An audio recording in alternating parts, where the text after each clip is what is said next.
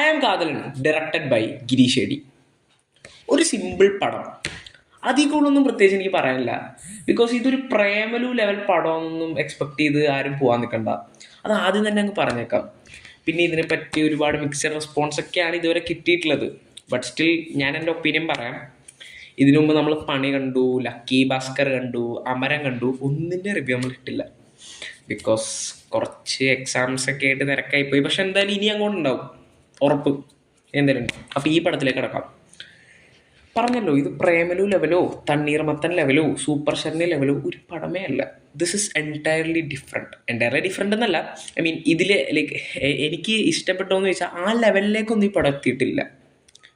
ഇത് കുറച്ചും കൂടി മുമ്പ്, അതായത് പ്രേമലു ഇറങ്ങിയതിന് മുമ്പ് കുറച്ച്, അതായത് ഈ സിനിമ ഷൂട്ടിങ് കഴിഞ്ഞ് അത് കഴിഞ്ഞ ഉടനെ തന്നെ ഇറക്കിയെങ്കിൽ ഈ പടം കുറച്ചും കൂടി ബെറ്റർ ആയെന്ന് എനിക്ക് ഫീൽ ചെയ്തു.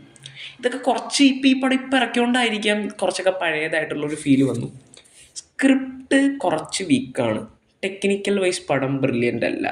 സെറ്റ് ഇട്ട് ആർട്ട് ഡിപ്പാർട്ട്മെൻറ്റ് ആ ഒരു ബാങ്കിൻ്റെ ഒരു സെറ്റ് ഇട്ടിട്ടുണ്ട് ബ്രോ. ആരാണ് ഇട്ടെങ്കിലും നമിച്ചിരിക്കുന്നു. പെട്ടിക്കട ലെവൽ സെറ്റ്. എന്തോന്നറിയാം, കുറച്ചും കൂടിയൊക്കെ ബെറ്റർ ആയിക്കോട്ടെ. ഒരു ബാങ്കൊക്കെ അല്ലേ എന്തായിരുന്നാലും. ഇതിലൊരു ഗിരീഷ് ഷേഡി പടം അങ്ങനെ എക്സ്പെക്ട് ചെയ്താലും പോകാൻ നിൽക്കണ്ട. ഇത് യൂഷ്വൽ ഗിരീഷ് ഷേഡി സ്റ്റഫ് ആണോ എന്ന് ചോദിച്ചാൽ എനിക്കങ്ങോട്ട് ഗിരീഷ് ഷേഡിയുടെ ഒരു പടം കണ്ടു തീർക്കുമ്പോൾ നമുക്ക് നല്ല കിടിലം പടം, ഇതെന്തായാലും റിപ്പീറ്റ് വാല്യൂ ഉണ്ട്, അങ്ങനത്തെ ഒരു ഇതിലേക്ക് എത്തുന്നില്ല. പടം എനിക്ക് ഇഷ്ടപ്പെട്ടോ എന്ന് ചോദിച്ചാൽ ഒരു സിമ്പിളായിട്ടുള്ള ഒരു അത്യാവശ്യം വൺ ടൈം വാച്ചബിൾ നല്ലൊരു പടം. അതിൽ കൂടുതൽ നമുക്കിങ്ങനെ ഗിരീഷ് ഷെഡിയുടെ മിക്ക സിനിമകളും റീവാച്ചബിൾ ആയിരിക്കും. പക്ഷേ ഇതിലേക്ക് എത്തുമ്പോൾ അങ്ങനെ കാണാനുള്ളൊരു ഇതെനിക്ക് ഫീൽ ചെയ്യുന്നില്ല. പ്രേമലു ആണെങ്കിൽ പ്രേമലു എനിക്ക് ആദ്യം കണ്ടപ്പോൾ ഈ പടം കൊള്ളാം, നല്ല പടം. അതിനുശേഷം ഇത് കണ്ടു കഴിഞ്ഞ് പിന്നെയും കാണാനുള്ളൊരു ടെൻഡൻസി അതെനിക്ക് ഉണ്ടായിരുന്നു. പക്ഷേ ഇതിലേക്ക് എത്തുമ്പോൾ അതൊന്നുമില്ല. പക്ഷേ ഇതിലൊരു തരി ലാഗ് പോലും അടിച്ചിട്ടില്ല. അത് ഗിരീഷ് ഷെഡി പടങ്ങളിലെല്ലാം അതെ, ഒരു തരി ലാഗ് ഉണ്ടാവില്ല, അത് ഇതിലും ഉണ്ട്. സോ പിന്നെ ഞാൻ വേറെ കാര്യം പറഞ്ഞാൽ എനിക്ക് നെസ്ലിൻ ഇങ്ങനത്തെ റോൾ നിർത്തണം. ഒരു പാവം. ഇതിൽ ഇത്തിരി ഗ്രേ ഷെയ്ഡാണ്. ഇതിനു മുമ്പ് ഗ്രേ ഷെയ്ഡായിട്ട് വന്നത് നമ്മുടെ മറ്റേ പടത്തിലാണ്, പൃഥ്വിരാജിൻ്റെ പടം കുരുതി. ഏത് ടോപ്പ് നോച്ച് പടമായിരുന്നു. അതിൽ രണ്ടാൾക്കാരുടെ പെർഫോമൻസ് ഭയങ്കര ഹൈലൈറ്റ് ആയിരുന്നു. ഒന്ന് നമ്മുടെ സാഗർ, പിന്നെ നെസ്ലൻ. രണ്ടുപേരും ഇപ്പോൾ സാഗർ ഇപ്പോൾ പണിയിൽ പെർഫോം ചെയ്തു. പണിയിൽ എന്ത് കിടുവായിട്ട് ചെയ്തേക്കുന്നത് അറിയോ. ഇപ്പോൾ ഇതിൽ നെസ്ലൻ ഇതിലേക്ക് എത്തുമ്പോൾ ഗ്രേ ഷെയ്ഡ് ആണെങ്കിലും ഇതിൽ നെസ്ലൻ നായകനാണ്. സോ നമ്മൾ നെസ്ലൻ ചെയ്യുന്ന ക്രൈം അതൊരു ഇമോഷണലായി നമ്മളിലേക്ക് അതിലേക്ക് ഒരു ഇതായിട്ട് എത്തുന്നില്ല.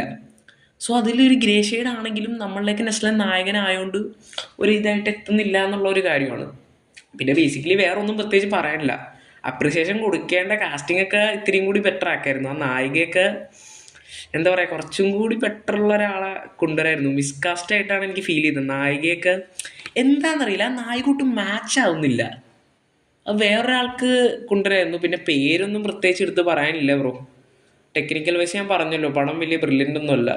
സോ ഒരു കുഴപ്പമില്ല, കണ്ടിരിക്കാൻ പറ്റുന്നൊരു നല്ല പടം.